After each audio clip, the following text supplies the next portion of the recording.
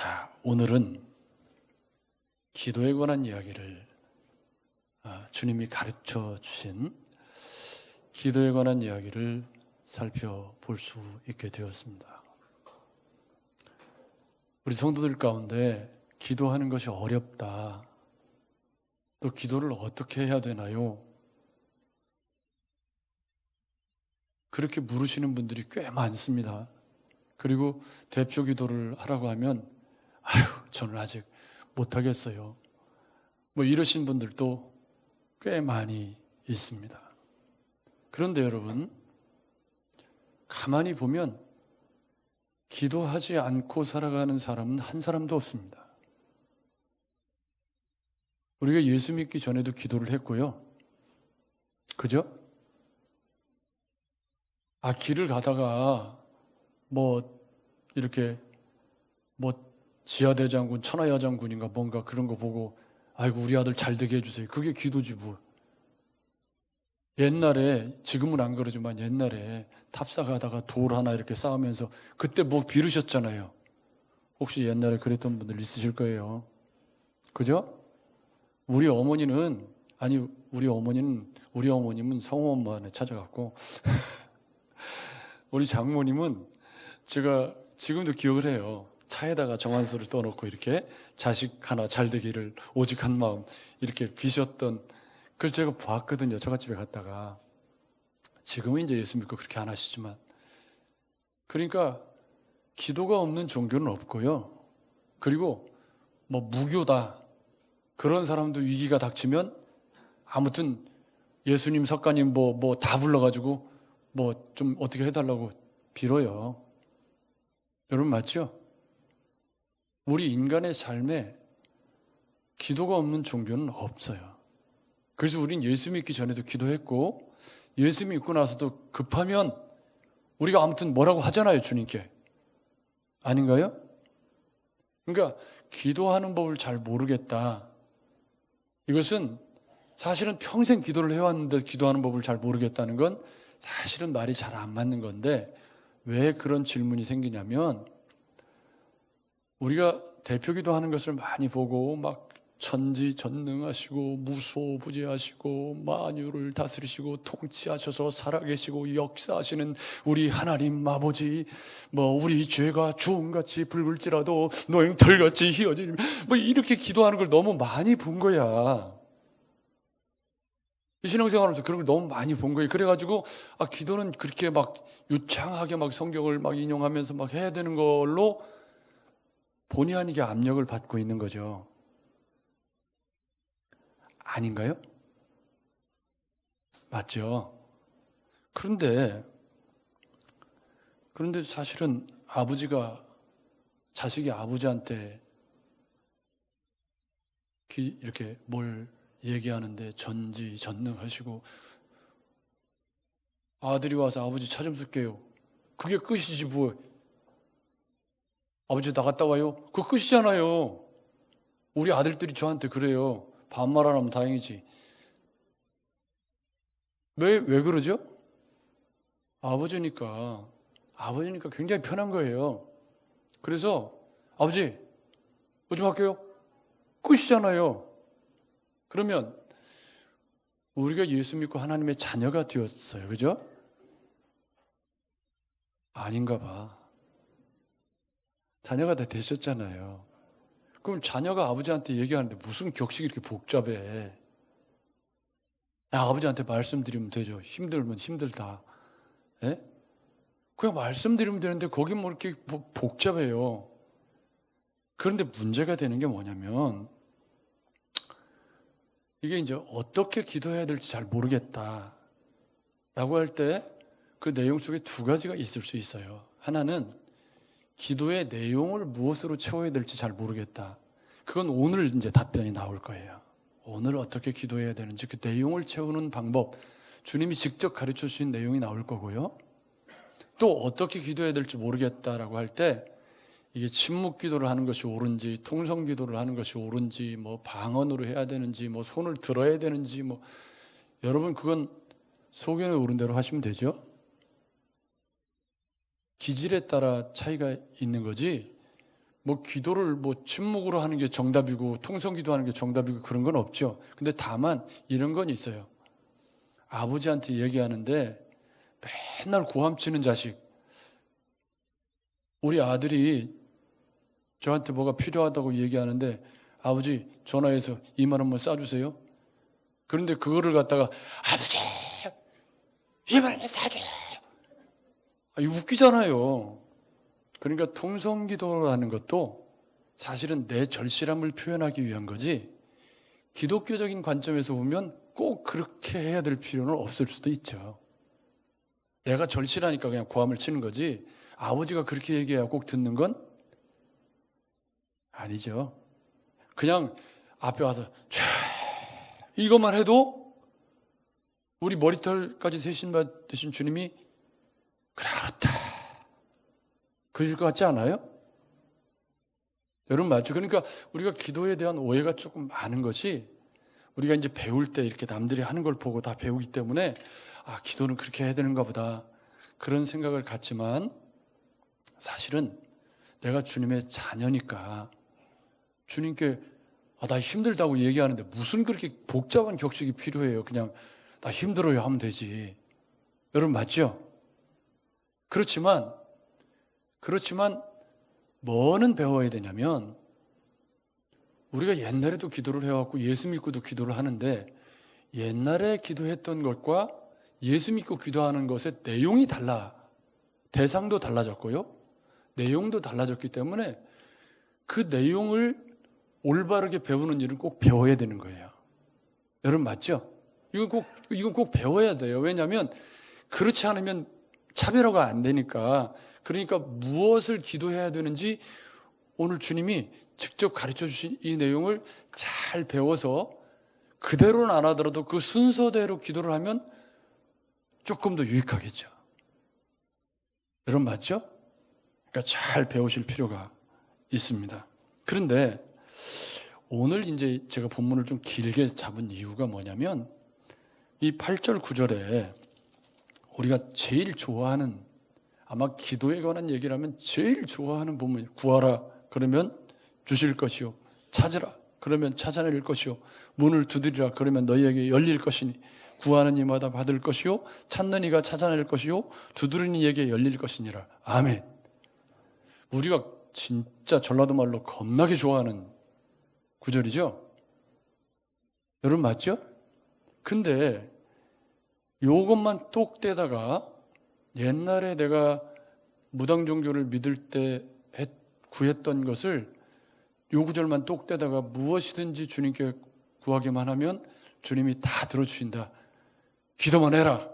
여기 봐라 구하라 그러면 다 주신다고 하지 않았냐. 그러니 제가 아내가 저렇게 이쁘고 젊은데 저기 이쁜 여자가 있으니 저 여자를 내가 어떻게 해보게 해주십시오. 그렇게 기도하면 주시나요? 왜 대답을 못하세요? 이걸 그렇게 쓸 수는 없잖아요. 여러분 맞죠? 또 이 말씀을 제가 사업을 하려고 그러는데 저 사람을 등을 쳐가지고 내가 돈을 10억 정도를 지금 갈취하려고 그러는데 주님 이거 좀 도와주세요. 구하라고 그랬지 않냐? 구하면 맞나요? 안 맞나요? 말이 안 맞죠. 근데 말이 안 맞는데 제가 극단적인 예를 들었기 때문에 말이 안 맞는 거지 사실은 이걸 그렇게 사용하는 사람들이 너무 많잖아요. 그래서 오늘 본문을 길게 잡은 이유가 과연 이 말씀이 그런 뜻이냐 요거를 좀 잘 살펴서 그럼 그런 뜻이 아니라는 거겠죠. 그럼 어떻게 그런 뜻이 아니냐 요거를 좀 우리가 잘 이해하자. 그러면서 어떻게 기도하면 좋을지를 배워보자 그런 얘기입니다. 그런데 오늘 본문에 보면 예수님이 한적한 곳에서 기도하시고 이제 마치시고 내려오셨어요. 우리 주님은 중요한 일이 있을 때마다 계속 기도하셨기 때문에 기도하는 성도가 되는 것은 뭐 이견이 있을 수 없는 성도는 기도의 사람이 되어야 한다. 이것에는 이견이 있을 수가 없습니다. 근데 내려오니까 제자 중 하나가 여짜오되 주여 요한이 자기 제자들에게 기도를 가르친 것과 같이 우리에게도 가르쳐 주옵소서. 그러니까 이 말은 요한이 자기 제자들에게 기도를 가르쳤다는 뜻이죠. 그렇죠? 이게 어떤 배경이냐면요. 그때 당시에 이 유대인들은 메시아가 곧 오실 것이라고, 그래서 하나님 나라가 곧 실현될 거라는 임박한 종말론이 초대교회를 사로잡고 있었어요. 그래서 메시아가 와서 하나님 나라를 이루도록 하려면 그 앞에 유대인들이 회개하고 하나님 앞에 새롭게 헌신하고 순종하는 일들이 있어야 한다라는 생각이 널리 퍼져 있었고, 그로 인해서 여러 가지 부흥운동들이 일어났던 건데, 그 중에 우리가 제일 잘 아는 게 바리새파 운동입니다. 이것도 이제 그 시대에 어떻게 하나님을 더 잘 섬길까를 고민하면서 일어났던 부흥운동의 하나고, 여러분이 혹시 들어보셨을 수도 있는 에센파, 에센파도 그 시대에 일어났던, 성향은 다르지만 부흥운동의 하나였습니다. 사두개파는 뭐 부흥운동과는 조금 다른 맥락일 수 있지만, 그리고 이제 사도 요한이 아니라 세례 요한도 그런 바리새파, 에센파처럼 그런 부흥운동의 하나로 요한의 제자들이 이해를 한 거예요. 근데 이 에센파나 이 바리새파나 이 사람들은 자기들이 그 믿는 교리적인 틀 안에서 정형화된 기도문을 하나씩 다 가지고 있었던 거죠. 그러니까 그 기도문이라고 하는 건 뭐냐면 자기들의 정체성과 세계관과 신학을 담은 그런 내용의 기도문을 다 가지고 있었던 거예요. 이해가 되시죠? 그러니까 이제 이 세례 요한을 따르던 제자들 가운데 주님의 제자가 된 그런 사람들이 있잖아요. 그 사람들이 주님께 와서 가만히 보니까 세례 요한하고는 같은 것 같으면서도 조금 우리가 다르단 말이에요, 정체성이.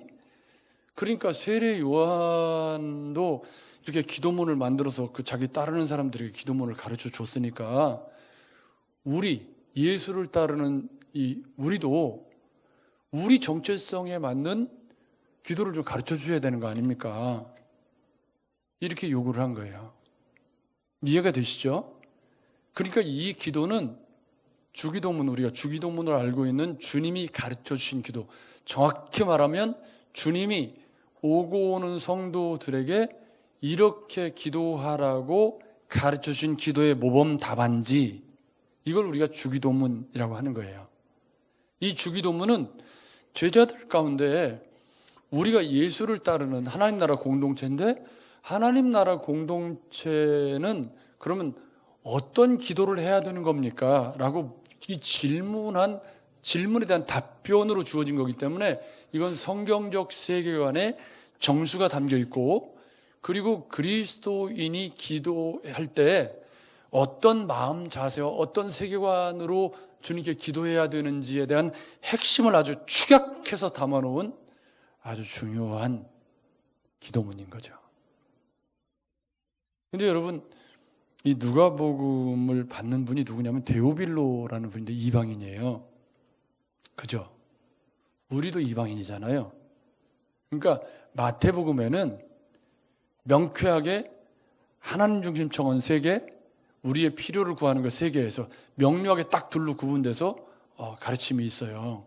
그래서 제가 마태복음을 설교할 때 주기도문을 8번에 걸쳐서 설교를 했었거든요.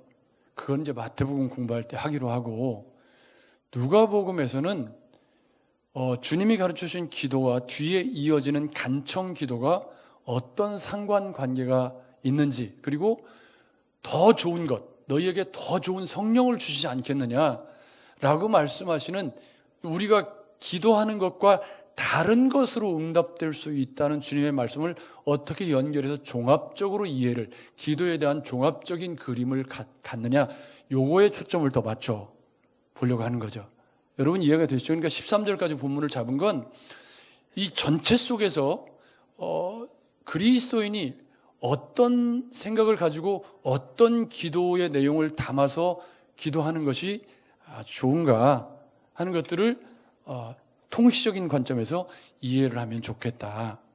그래서 본문을 좀 길게 잡은 거죠. 자, 일단 여기 누가복음에는 기도를 가르쳐 주옵소서 그랬더니 예수께서 바로 이제 기도를 가르쳐 주셨다는 거예요. 너희는 기도할 때 이렇게 하라. 여러분, 너희는 기도할 때 이렇게 하라 할 때 너희는 누구죠? 제자들이요, 제자들. 그럼 그 제자들 속에 우리도 포함되죠?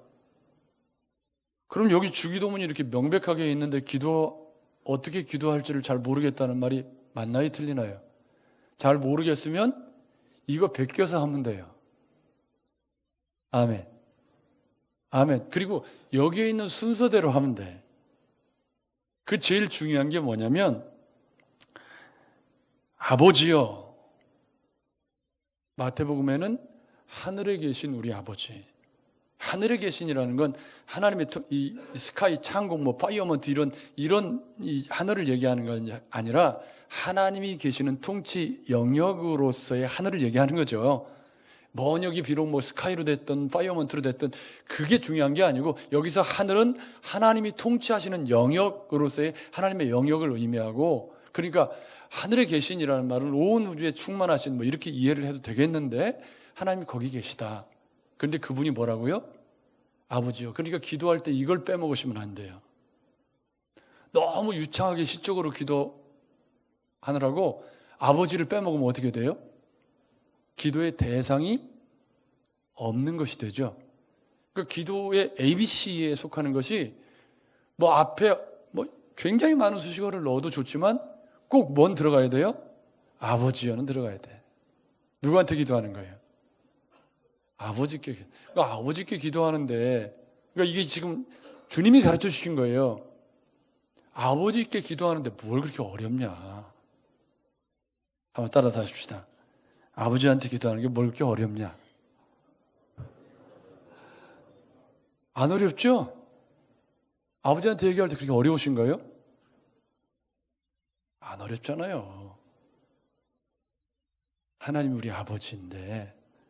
그런데 여기 뭐라고 보냐면 아버지의 이름이 거룩히 여김을 받으시오며, 이게 이제 성도가 기도를 배울 때 주님이 가르쳐 주신 거예요. 너희는 이렇게 기도해라. 아버지를 분명히 부르고 그 다음에 하나님의 이름이, 이건 이런 뜻이에요. 하나님의 이름이 거룩히 여김을 이라는 말은, 거룩히 여김이라는 건 이 컵은 지금 저만 써요. 좀 못생기긴 했어도 그래도 이게 만들어 오신 컵이라 무겁기도 하고 아령 기능도 있어요. 근데 이게 저만 쓰죠. 이거 다른 분이 쓰시나요? 안 쓰죠? 왜요? 이건 제가 쓰는 걸로 정해져 있어요. 거룩이라는 건 그렇게 구별해 놓았다. 그런데 아버지의 이름이 거룩히 여김을, 그러니까 세상에서 아버지의 이름이 구별된 이름으로 불려야 되는데 막 짓밟히고 욕먹고 그러면 거기에 어떤 내용이 들어있냐면 내가 아버지의 이름이 거룩히 여김을 받도록 살아야 되는데 내가 거룩하게 못 살아서 아버지의 이름이 막 욕먹고 막 세상으로부터 비난받고 그러면 이 기도에 뭐가 걸리는 거죠? 내가 아버지의 이름이 거룩히 여김을 받으시오며라고 기도할 때마다 나로 인해서 또 내가 주님의 거룩한 백성답게 살아야 한다는 그런 내용이 담겨 있다는 걸 알 수가 있잖아요. 여러분 맞죠? 그러니까 아버지의 이름이 세상에서 이 주님의 이름이 합당하게 대접을 받아야 되는데 이 예수 믿는 것들 막 욕먹고 이렇게 되는 건 뭐죠? 아버지의 이름이 거룩히 여김을 받지 못하고 있는 거죠. 여러분 맞죠? 그러니까 이 기도 속에는 세상 속에서 그리스도인이 빛과 소금으로 잘 살아낼 때 아버지의 이름이 그에 합당하게 거룩히 여김을 받게 된다라는 의미가 있고요. 그 다음에 나라가 임하시오며, 이건 두 가지 의미가 있는데 간단하게 정리하는 거예요. 하나님의 나라가 지금 여기 여러분이 계시는 이곳에 하나님의 통치가 임하옵시며, 아멘. 그 말은 뒤집어 말하면 내 속에 하나님의 나라, 즉 천국이 내 안에 이루어지게 하옵시며, 1차적인 의미죠. 그렇지만 2차적인 의미는 뭐냐면 이 천국이 세상의 침노에 들어가는 천국이기 때문에 이 세상의 하나님 나라가 임하게 해 주시옵시며, 아멘. 그러니까 나라가 임하옵시면 내 안에 천국이 이루어지게 하옵시며, 여러분 내 안에 천국은 내가 주님의 백성이기 때문에 주님이 내 안에 들어오셔서 거처를 정하시고, 그래서 내가 주님 안에서 누리는 평안과 위로와 은혜가 지금 이 땅에 발이 디디고 살아가는 내 삶 가운데 임하는 거예요. 그걸 기도하라는 거예요. 여러분, 우리 안에 참된 평안이, 그러니까 나라가 임하옵시며, 이 말은 주님 내 안에 이 땅에 임한 천국을 맛보는 신앙생활을 하게 하옵시며, 그런 의미가 있고, 또 더 나아가서는 세상에 하나님의 나라가 침노에 들어가서 세상 나라가 하나님 나라가 되게 해 주시옵시고. 아멘. 이런 기도 해야 되죠. 여러분 맞죠? 그리고 마태복음에는 뜻이 하늘에서 이룬 것처럼 지금 내 삶에, 하나님의 뜻이 지금 내 삶에 이루어지게 하옵시고. 아멘. 이게 주님이 하나님 중심 청원으로 앞쪽에 가르쳐 주신 건데 세 개 다 비슷해요. 내용은 비슷하지만 우리가 기도할 때 먼저 하나님 중심의 간구를 먼저 해야 된다는 게 중요한 가르침인 거죠. 대짜고짜로 그냥 주여 기도할 때마다 뭣도 주시옵시고 주시옵시고 주시옵시고 주시옵시고 이거 말고 아버지의 이름이 거룩히 여김을, 하나님의 나라가 지금 내 삶에, 하나님의 뜻이 지금 내 삶에 이게 얼마나 중요하냐면 우리는 기도할 때 내 뜻이 이루어지기를 너무 구하는 거예요. 내 뜻대로 다 하나님이 이루어주기를, 그게 기도라고 오해하는데 여기 주님이 가르쳐 주신 기도에는 뭐죠? 하나님의 뜻이 내 삶에 이루어지는 거예요. 그러면 이게 얼마나 중요하냐면 삶에 어떤 문제가 있고, 전에 얘기했던 리처드 같은 그 신학생도 아버지 오늘 밤에 내 기도에 응답해 주십시오. 그런데 아버지가 안 들어주셨어요. 그랬더니 그냥 신학책 다 불사질러 버리고 하나님 안 계신다고 불가지론에 빠졌잖아요. 그 이유가 뭐냐면 하나님의 뜻이 내 삶에 지금 이루어지기를 구해야 되는데 내 뜻을 하나님이 관철시켜 주시기를 너무 구하다 보니까 아버지의 뜻은 관심도 없는 거죠. 그래서 주님이 가르쳐 주신 거잖아요, 기도를. 예? 아버지의 뜻이 지금 내 삶에 이루어지기를, 그 말은 아버지의 시간에 아버지의 원대로 이루어 가시는 거니까. 그래서 우리 주님이 겟세마네에서 기도하실 때 나의 원대로 마옵시고 아버지의 뜻대로 되기를 원한다고 했잖아요. 그게 왜 중요하냐면 우리가 기도를 잘못 생각하는 부분이 내가 원하는 걸 주님이 무조건 들어주셔야 된다고 생각하는 거예요. 그게 기도의 본질이라고. 근데 주님은 아버지의 뜻이 하늘에서 이루어진 것처럼 지금 내 삶이 이루어지기를 구하라고 가르쳐 주신 거니까 이 기도를 잘 배우면 하나님 나라 세계관을 잘 알 수 있겠잖아요. 기도가 많이 바뀌겠죠? 하나님의 뜻이 내 삶에 이루어지기를 원합니다. 그러면 내가 질병에 걸렸어요. 너무 안타깝죠. 그런데 이거 낫게 해주세요. 그렇게 기도할 거 아니에요. 그렇지만 하나님의 뜻이 어디에 있는지 잘 모르니까 주님 나는 정말 낫기를 원하지만 주님 뜻대로 내 삶에 이루어 가시기를 원합니다. 어렵지만 그렇게 기도해야 된다는 뜻이죠. 아멘. 어렵지만 이게 주님이 가르쳐 주신 기도예요. 그리고 뒤에 뭐라고 얘기하죠?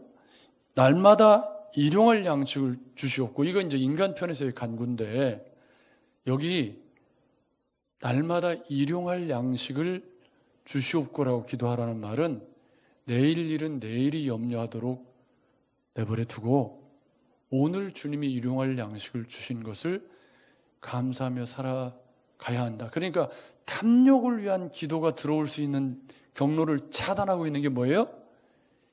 일용할 양식을 주옵시고. 이게 하나님 나라 세계관, 성경적 세계관의 정수예요. 주님이 가르쳐 주신 기도에 인간 편에서의 간구의 첫 번째 항목에 우리에게 날마다 일용할 양식을 주시옵고. 그러니까 너무 막 미래 일들을 막 걱정하면서 막 땅의 창고에 쌓기 위해서 막 이것도 주시고 막 이렇게 기도하는 건 우리가 8절 9절을 그렇게 잘 쓰잖아요. 근데 이 주기도문에 이어져서 주님이 이 강론을 펼치신 거기 때문에 8절 9절은 주기도문의 지배를 받을 수밖에 없어요. 그럼 구하라. 그러면 주실 것이요. 찾으라. 여기에 뭐가 걸리죠? 날마다 일용할 양식을 구하라. 그러면 주실 것이요. 아멘.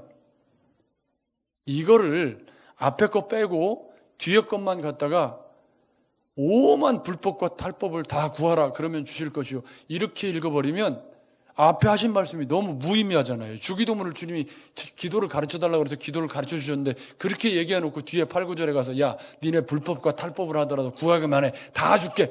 이렇게 본문을 읽어버리면 앞쪽에 일용할 양식을 구하라는 주님의 말씀이 어떻게 돼요? 무색한 게 되죠. 공감되시죠, 여러분? 공감되시죠? 그게 우리 주님이잖아요. 그게 우리 주님이잖아요. 그러니까 이 말씀의 의미는 뭐냐면 공중나는 새를 보라 길쌈 수고 안 해도 너희 천부께서 먹으시거든 하물며 너희일까 보냐. 내가 너희 인생 붙잡고 있으니까 걱정하지 마. 오늘 일용할 양식을 구하는 걸로 충분해. 내일은 내가 책임져. 이거잖아요, 여러분. 맞죠? 근데 우리가 내일 일을 염려하느라고 오늘 너무 못 사는 거예요. 안타깝잖아요, 여러분. 가끔 보면 은퇴 이후에 잘 살기 위해서 오늘 거지같이 사는 사람이 있어요. 근데 은퇴 못하고 하나님 데려가셨어. 어떻게 되는 거예요, 그러면? 답답한 거죠. 여러분, 오늘 좀 잘 사세요. 오늘 좀 잘 먹고, 낭비하라는 말 아니고요. 오늘 좀 즐겁게 감사하면서 잘 살 필요가 있어요. 왜요? 여기 그러잖아요. 날마다 일용할 양식을. 이걸로 충분하다는 거예요. 내일 일은 내일 와봐야 알아. 너무 내일 가지고 막 오늘 막 일어나지도 않은 일 가지고 막 걱정해가지고 잠 못 자고 그럴 필요 없다는 거죠. 중요하죠? 두 번째는 용서에 이게 죄 지은 모든 사람을 용서하오니 우리 죄도 사하여 주시옵시고 이게 전제 조건을 얘기하는 게 아니라 성도는 용서의 삶을 살아야 한다라는 가르침이죠. 물론 이게 복잡하게 설명을 해야 돼요. 그렇지만 오늘 이제 그걸 다 할 수는 없어서 간략하게 정리를 해보면 우리가 주님이 나를 용서해 준 것처럼 나도 다른 사람을 용서하는 삶을 살게 해주세요. 이런 기도예요. 일용할 양식 다음에 뭐가 와야 돼요? 용서의 삶을 살게 해주세요. 이런 기도를 해야 된다는 거예요.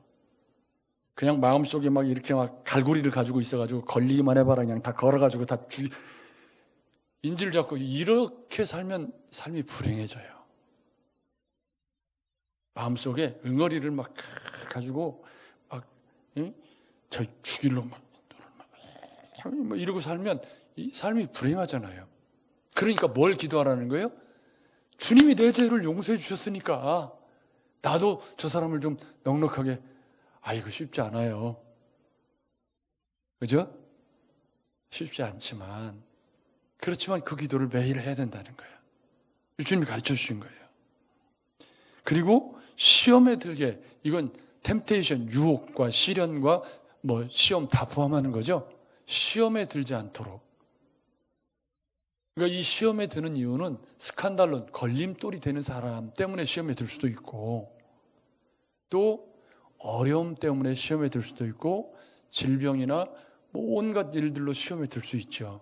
혹은 뭐 마음이 연약해서 근데 시험에 들지 않도록 기도해야 된다는 거죠. 이게 주님이 가르치신 기도예요. 그리고 나서 또 이르시되 이른단 말이에요. 또 이르시되 뭐라고 얘기하시냐면 이게 굉장히 중요해요. 또 이르시되 이게 뒤에 글을 제가 여러분이 거두절미하고 이해를 쉽게 하기 위해서 세번역 성경으로 읽어드릴게요. 너희 중에 누가 벗이 있는데 여기부터요. 예수께서 그들에게 말씀하셨다. 너희 가운데 누구에게 친구가 있다고 하자. 그 친구가 밤중에 그 친구에게 찾아가서 그에게 말하기를 여보게 내게 빵 3개를 구워주게. 내 친구가 여행 중에 내게 왔는데 그러니까 상황을 잘 이해하셔야 돼요. 제가 A예요. A에게 한 친구가 찾아왔어요. 밤중에. 근데 이 친구가 여행 중에 있어 지금. 여행 중에 있어가지고 나한테 너무 지치고 힘들어서 나한테 빵 3개를 달라고 찾아온 거예요. 근데 내가 줄 빵이 없어. 그래가지고 어떻게 한 거죠? 다른 친구에게 찾아가서 내 친구의 친구에게 찾아가서 그러니까 나 찾아온 친구는 처음에만 나와요. 나 찾아온 친구가 나한테 찾아서 빵 3개를 달라고 했어요. 그러니까 그 얘기를 듣고 이 사람이 내게 줄 것이 없어. 그래서 다른 내 친구에게 찾아간 거예요. 그래서 그가 밤중에 친구에게 찾아가서 그에게 말하기를, 여보게, 내게 빵 3개를 구워주게. 내 친구가 여행 중에 내게 왔는데. 이게 중요해요. 이 구절에서 이걸 놓치면 아무것도 아니에요. 간청 기도에서 이 부분을 놓쳐버리면 이게 완전히 헛바퀴 돌아버리는 거예요. 지금 그러니까 이 친구가 다른 친구에게 찾아가서 간청하는 이유가 뭐냐면, 내 친구가 지금 나한테 찾아왔는데 내가 줄 것이 없어요. 그래서 다른 친구에게 찾아가서 이 친구를 위해서 간청하는 거죠. 여러분 맞죠? 그래서 이 간청 기도의 중심에 뭐가 있냐면, 어려움을 당한 친구를 위한 중보기도, 어려움을 당한 친구를 위한 간청이라는 내용이 들어있는데, 이걸 우리가 잘 못 읽는 경향이 있어요. 이 성경을 지금 잘 못 읽어. 이 누가복음을 읽을 때 이 부분을 정확히 못 읽어. 그러니까 잘 모르겠으면 세번역 성경 한번 읽어보세요. 그럼 명확해져요. 그러니까 친구가 하나 찾아왔어요. 근데 이 친구가 여행 중에서 너무 어려워요. 근데 찾아간 친구가 지금 이제 내가 도와달라고 찾아간 친구가 방이 단칸방에 원룸이야. 그래가지고 아들, 손자, 며느리가 다 함께 자고 있어요.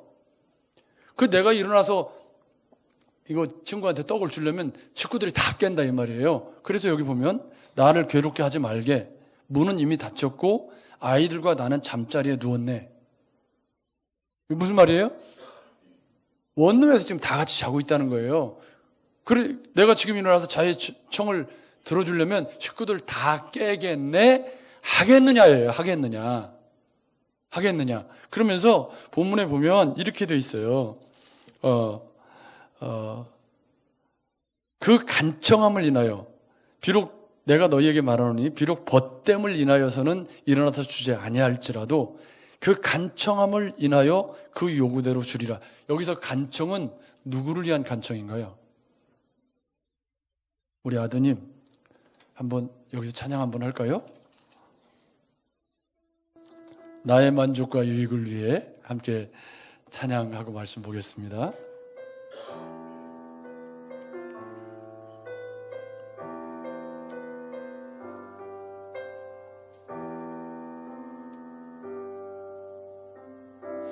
나의 만족과 유익을 위해 가지려 했던 세상 일들 이젠 모두 다 해로 여기고 주님을 위해 다 버리네.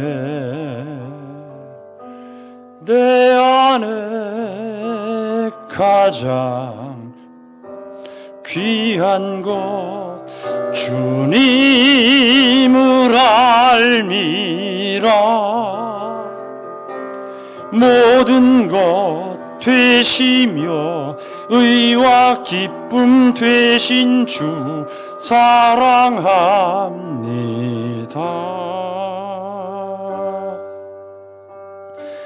부활의 능력 체험하면서 주의 고난에 동참하고 주의 죽으심 본을 받아서 그의 생명에 참여하네.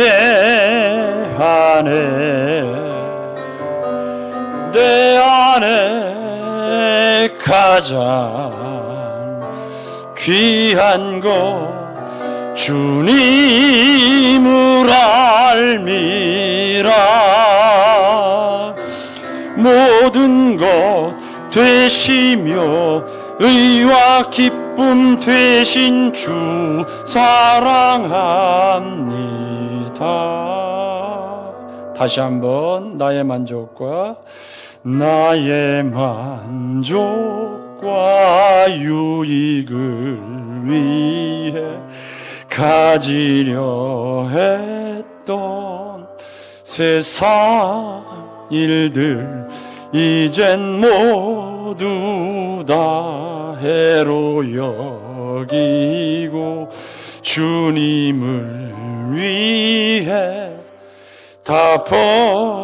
다시 한번 나의 만족과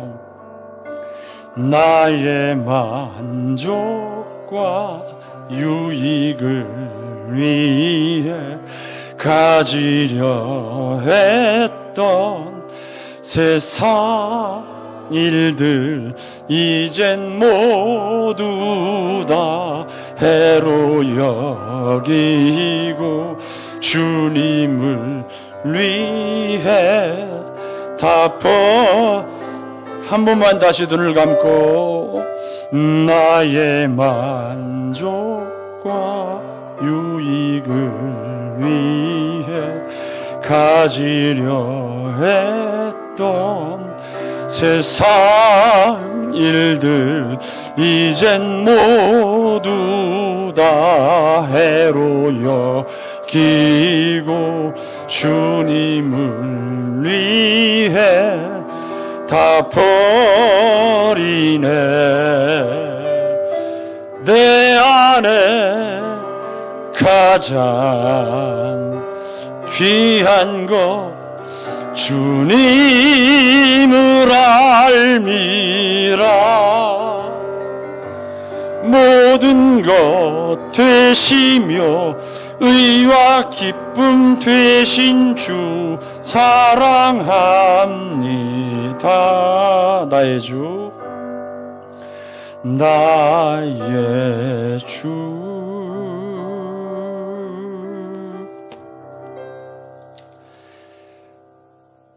이게 주님이 가르쳐 준 기도인 거죠. 그러니까 여기에 담겨져 있는 세계관이 바로 이거예요. 나의 만족과 유익을 위한 삶에서 친구를 위한 간청 기도가 8절 9절을 꿰고 있는 핵심. 아멘. 구하라 그러면 주실 것이요 찾으라 이 말씀이 어디에 걸려 있어요? 그러니까 일용할 양식을 주시옵고에 걸려 있고 어디에 또 걸려 있어요? 친구를, 나를 찾아온 어려운 사람들을 위해서 주님께 간청하는 거예요. 구하라 그러면 이 말씀이 어디에 걸려 있어요? 바로 이타적인 다른 어려운 사람들을 위해서 마음을 찢고 기도하는 그 간절한 기도가 여기 성경적 세계관에 담겨 있잖아요. 이렇게 기도하라는 거예요. 그러면서 뭐라고 말씀하시죠? 너희 중에 아버지가 자식이 생선을 달라고 그러는데 뱀을 주는, 이 말은 무슨 얘기냐면 내가 구하는 것하고 아버지가 주시는 것이 다를 수도 있다예요. 그렇지만 아버지는 내게 제일 좋은 것으로 주신다. 아멘. 여기 보세요. 너희 중에 아버지 된 자로서 누가 아들이 생선을 달라 하는데 생선 대신에 뱀을 주며 알을 달라 하는데 전갈을 주겠느냐. 이게 무슨 말이냐면 내가 알을 달라고 그러는데 아버지가 다른 걸 주실 수도 있어요. 다른 걸 주실 수도 있지만 아버지이기 때문에 알보다 더 좋은 걸 주지. 아멘. 근데 우리는 내가 구하는 걸 안 주시면 아버지가 나쁜 아버지래. 근데 아버지는 이걸 주면 자식한테 해롭기 때문에 못 주는 거예요. 여러분 맞죠? 그래서 응답하지 않는 것도 아버지의 사랑인데 이거를 우리는 8절 9절을 잘못 이해한 나머지 9절 말씀 9절 10절을 잘못 이해한 나머지 무조건 내가 원하는 걸 아버지가 다 줘야 좋은 아버지라는 거예요. 그건 기독교가 아닌 거예요. 여러분 맞죠?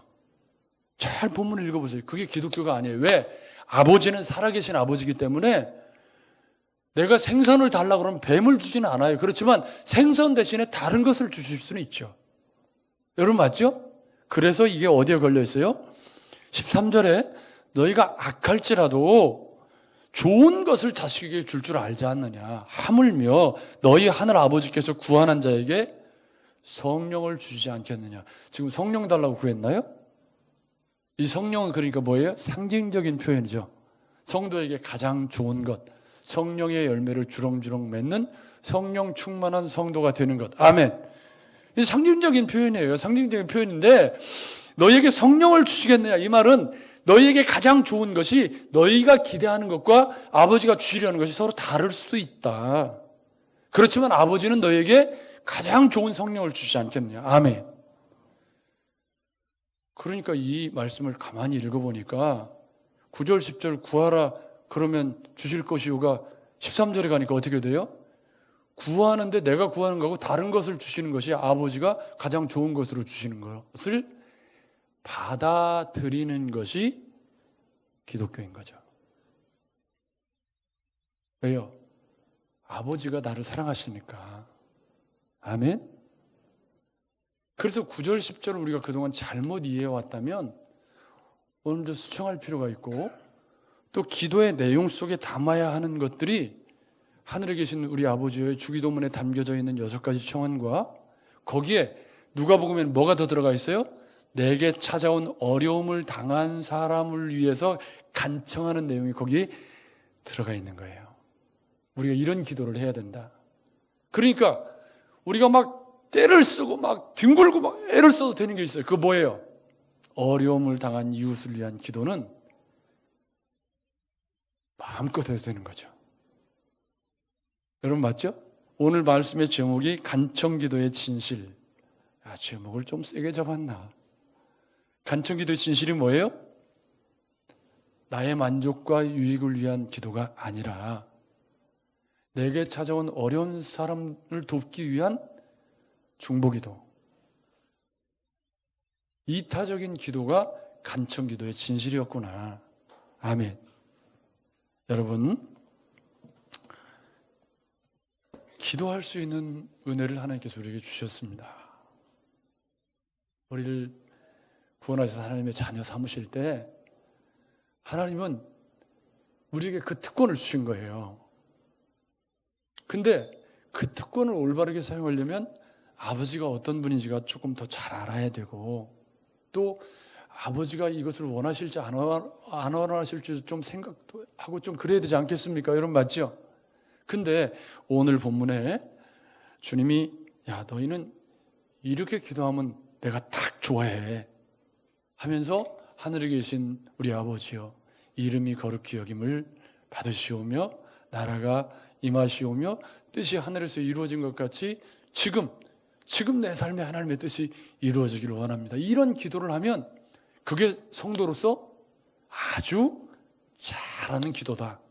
아멘.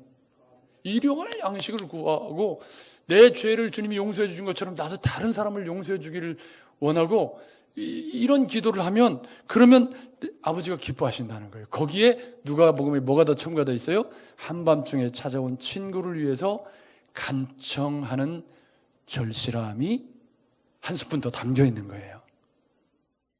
그러면서 마무리를 뭐라고 했어요? 아버지가 더 좋은 걸로 주는 게 아버지다. 이게 굉장히 중요해요.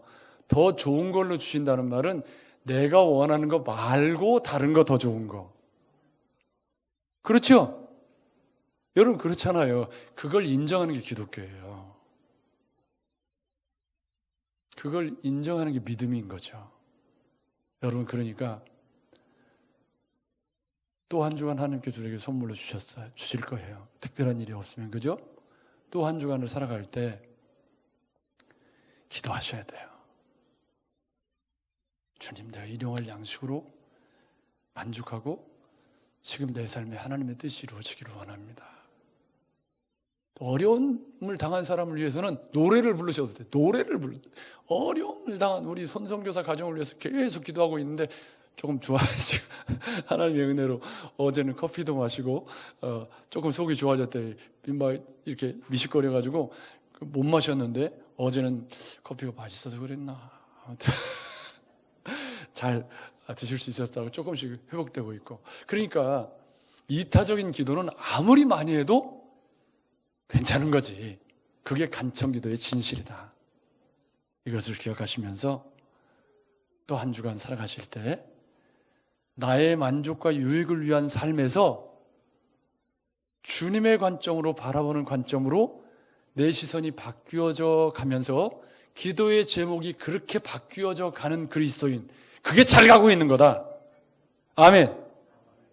또 한 주간 무덥지만 내가 그리스도인이라는 사실을 기억하시면서 간청기도에 담겨져 있는 이 굉장히 중요한 의미를 우리가 올바르게 잘 이해하시고 한 주간 이런 간청기도를 주님께 드리는 성숙한 그리스도인으로 우리의 삶의 자리를 더 따뜻하게 하고 어려운 사람들을 위해서 마음 아파하며 기도할 줄 아는 그런 저와 여러분들이 되시기를 주의 이름으로 축복합니다.